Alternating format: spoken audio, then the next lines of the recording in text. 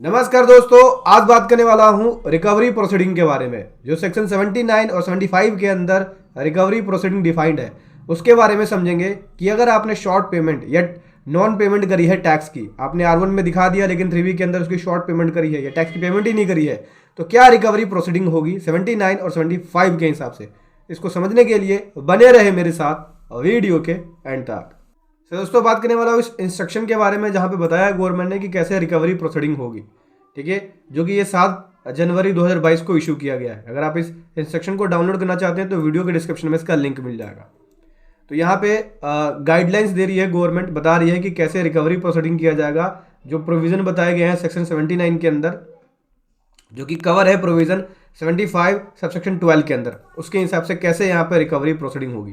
तो दोस्तों बात करें यहाँ पे सेक्शन 75 सेक्शन 12 के हिसाब से बोलते हैं कि अगर यहाँ पे जो सेल्फ असेसमेंट टैक्स है, अगर यहाँ पे सेक्शन 39 के अंदर कोई भी अमाउंट अनपेड रहता है, मतलब कि अगर आपने यहाँ पे 37 के अंदर आउटवर्ड सप्लाई डिक्लेयर कर दी लेकिन 39 के अंदर उसको पे नहीं किया। 37 में कौन सी डिटेल जाती है, GST R1 की, और 39 में GST R3B की। तो आपने R1 में सप्लाई डिक्लेयर कर दी और 3B में पे नहीं कर दिया। कोई भी अमाउंट जो कि अनपेड है, पार्टली या पूरा का पूरा अमाउंट अनपेड है, मतलब अगर टैक्स का आधा अमाउंट पे अनपेड है या पूरा अमाउंट अनपेड है, ठीक है, या फिर इंटरेस्ट का अमाउंट जो है वो अनपेड है, तो उस केस में प्रोसीडिंग्स होगी, जो रिकवरी होगी वो सेक्शन 79 के हिसाब से होगी।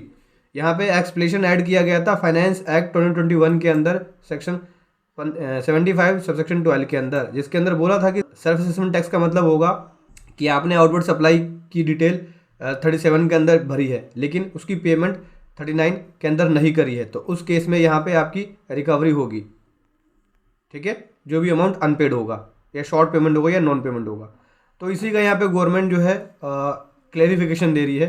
तो 79 के अंदर जो प्रोसीडिंग होगी वो कैसे होगी, तो उसी के बारे में यहाँ पे जो बोर्ड है वो क्लैरिफिकेशन दे रही है। क्या क्लैरिफिकेशन दे रही है, यहाँ पे गवर्नमेंट कह रही है कि सेक्शन 75 के अंदर सबसेक्शन 12 में जो प्रोविज़न ऐड किया गया था, इसके अंदर बोला था कि कोई भी अमाउंट सेल्फ असेसमेंट टैक्स का जो कि 39 के अंदर जिसका अमाउंट अनपेड है ना, पूरा का पूरा अमाउंट या पार्टली, या कोई भी इंटरेस्ट का अमाउंट जो कि अनपेड है, उसको रिकवर किया जाएगा 79 के प्रोविजंस के हिसाब से।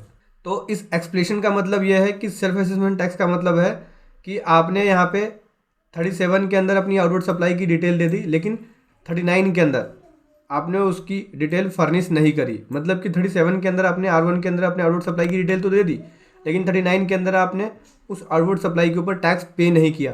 तो उस केस में सेक्शन 75 का सबसेक्शन 12 ये बोलता है कि 79 के प्रोविजंस के हिसाब से रिकवरी करी जाएगी।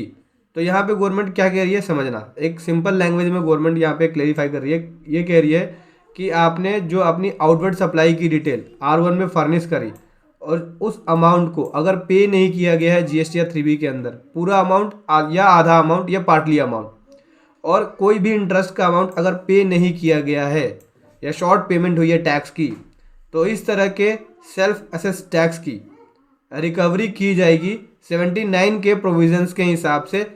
यहाँ पे रिकवरी होगी।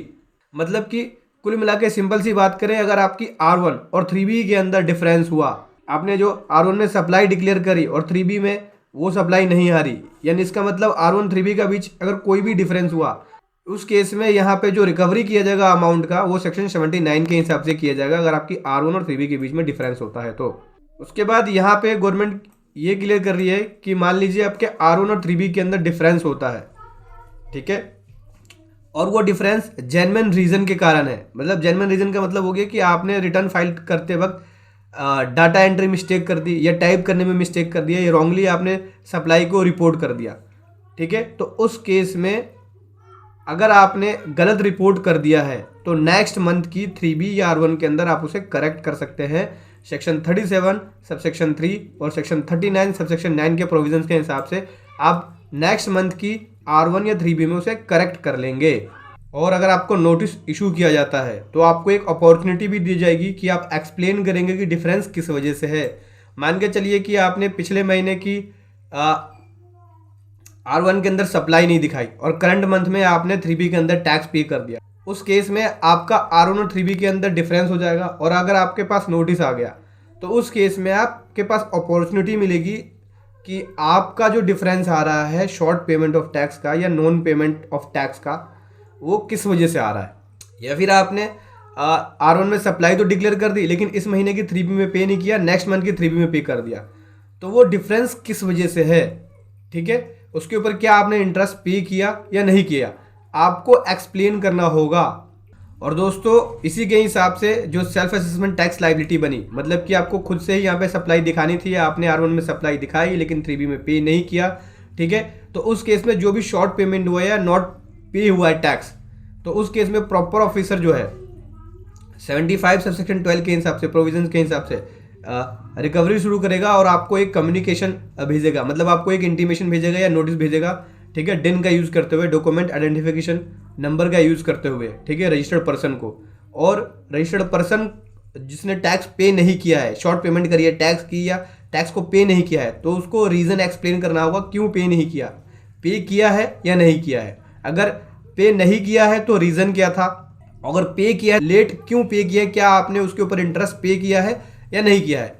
तो उस बीच का आपको जो डिफरेंस है उसको जस्टिफाई करना होगा, उसको एक्सप्लेन करना होगा। प्रॉपर ऑफिसर अगर सेटिस्फाइड होता है तो 79 की प्रोसीडिंग्स को वो रोक देगा, उसकी रिक्वायरमेंट नहीं होगी जो रिकवरी की प्रोसीडिंग है 79 के अंदर। अब दोस्तों बात करें, अगर यहाँ पे जो रजिस्टर्ड पर्सन है वो फेल हो जाता है रिप्लाई करने में, या फेल हो जाता है अमाउंट को पे करने में, या टैक्स को पे नहीं करने में, या टैक्स को पे करने में, या फिर जो उसने रिप्लाई दिया है उससे प्रॉपर ऑफिसर सेटिस्फाइड नहीं होता है, तो उस केस में जो रिकवरी का प्रोविजन है 79, उसकी प्रोसीडिंग को प्रॉपर ऑफिसर यहाँ पे शुरू कर देंगे और उसके हिसाब से यहाँ पे अमाउंट की रिकवरी होगी। समझ गए दोस्तों। तो सिंपल सी बात है, अगर आपकी R1 और 3B के अंदर डिफरेंस है तो बड़े ही ध्यान से आपको चेक करना होगा। आप अपने R1 और 3B को जरूर चेक करें। जब भी आप R1 और 3B फाइल करें तो जरूर चेक कर ले कि मेरी R1 के अंदर लायबिलिटी कितनी थी और 3B के अंदर मैं कितना पे कर रहा हूँ। अगर आपकी R1 और 3B के बीच में कोई भी डिफरेंस होता है तो उस केस में आपके पास नोटिस आएगा और आपको एक्सप्लेन करना होगा क्यों है डिफरेंस और किस वजह से है। क्या आपने शॉर्ट टैक्स की पेमेंट कैसे करी है, या टैक्स को पार्टली क्यों पे किया है या लेट क्यों पे किया, उसका इंटरेस्ट पे किया है या नहीं किया है। उसी हिसाब से आपको वहाँ पे एक्सप्लेन करना होगा। और आप रिप्लाई देने में फेल हो गए या आपका जो रिप्लाई है वो प्रॉपर ऑफिसर उससे सेटिस्फाइड नहीं हुआ, तो उस केस में 79 के प्रोसीडिंग के हिसाब से वो रिकवरी शुरू कर देगा। जो रिकवरी का प्रोसीजर है उसे शुरू कर देगा 79 के प्रोविजंस के हिसाब से। तो दोस्तों ये था एक कमाल का अपडेट जो मैं आपके सामने लेकर आया। वीडियो कैसी लगी जरूर बताएं। Thank you so much. जय हिंद, वंदे मातरम।